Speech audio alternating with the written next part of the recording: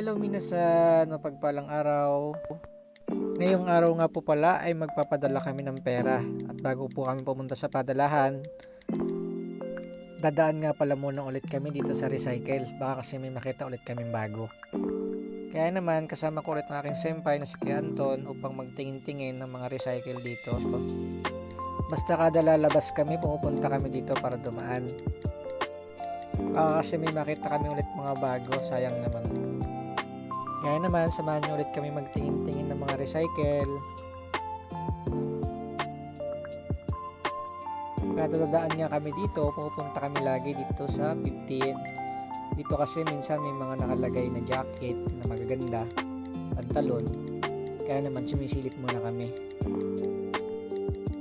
Kaya naman pagtapos niyan, pupunta na kami sa loob. Ito nga't may mga bagong dating. Dumiretso nga pala ulit ako dyan sa may mga basket kasi nga maraming bago dyan. Pero nagtingin-tingin muna ako dito sa may salamin kung meron silang nakadisplay na bago. Dyan kasi kalimitan, may mga bago dyan na makukuha ka. Sayang din. Puro mga pambabae nga pala yan. Puro mga gamit pambabae nga pala yung mga nakalagay doon. Mga pangkulot at iba pa. Ito nga't nagpunta na ako dito sa basket upang magalukay. Walang ako nakita dyan, kaya naman pumunta na ako dito sa bilihan ng bag. Ito nga't nakita ko yung mga bag na magaganda at 300 yen nga lang pala yan. O nagkakalaga lang yan, nasa 120 pesos dyan sa atin sa Pinas. At meron ding mga nasa 1,000, nasa 900 yen. Kaya naman kumuha na nga pala ako ng basket para bilhin yan.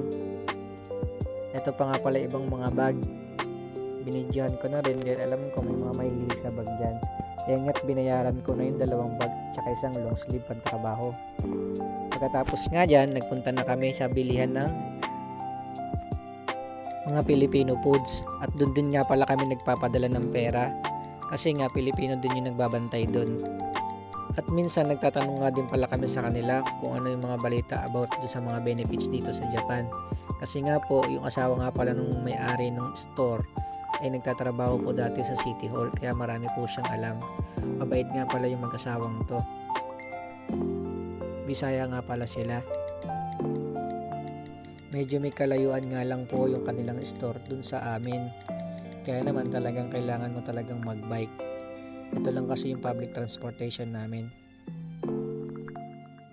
Kaya naman kahit malayo ay talagang pinupuntahan namin upang magpadala kami ng pera. Yan nga pala yung store na yon. Ururu Store nga pala ang pangalan ng store nila. At ngayon pagpunta namin dyan may mga tao na din. Dami nga rin pala silang tinda ng mga Filipino foods. Ito nga tandito si ate, nag-aayos ng kanyang paninda.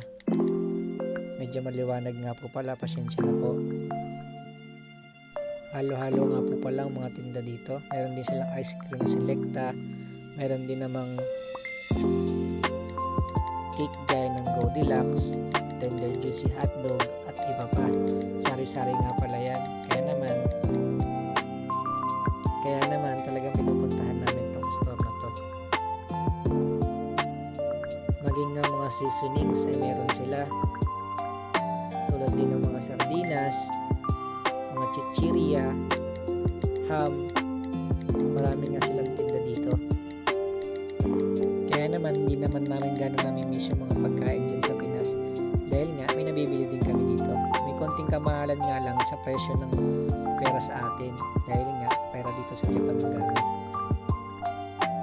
At syempre ang pakay nga namin dito ay magpadala ng pera. Ito nga pala ang aking senpai at nagpadala na siya ng pera. Hindi pa nga pala sumasahod yan, pero nagpadala na.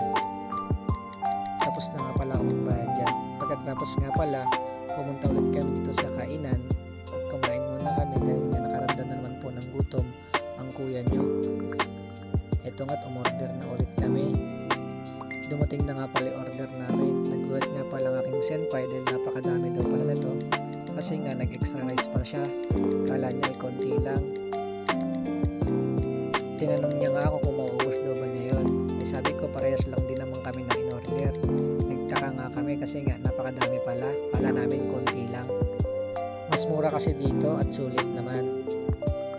Kaya naman kumain na kami dahil gutom na nga ako dito. Ang layo kasi ng biniyahin namin. Dito nga hindi ko alam kung maubos ko yung kanin dahil nag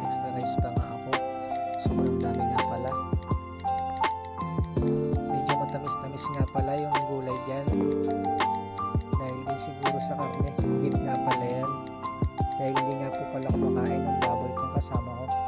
Dahil Muslim nga po pala siya. Dito nga maya maya hinihipan ko na yung apoy dahil matutuyo na yung sabaw. Ayaw nga palang mapatay niyan, kaya naman tinanggal ko muna yung pinakalalagyan. Gumamit nga pala akong tissue kasi mainit. Sabi ko nga rin pala sa senpai ko, patayin niya yung sa kanya kasi nga matutuyo na yung sabaw. Ito nga't binalik ko na. Sabi ko nga gumamit siya ng tissue, hindi siya nakinig, ayan tuloy napaso. Bakit daw di ko sinabi sa kanya na mainit? Makulit kasi eh. At dito nga naubos ko na rin yung pagkain ko. Sobra nga pala ang busog ko dito. Ito nga oh, at wala nang ganong natira. Kaya naman pagkatapos namin dyan, medyo nagpahinga muna kami. Ito nga't napatutpick pa ako dito. Mura nga lang pala ang binayaran namin dyan. Nasa 1,200 lang. Pagkatapos nga namin dyan, nagbayad na kami. Siyempre, umuwi na rin kami. Dahil nga, sobrang lamig nga po sa labas. Self-service nga pala ang pagbabayad dito. Ganito po dito sa Japan. Yun lang po. Salamat po sa panonood. Mag-ingat po tayo lagi. God bless po. Agoy!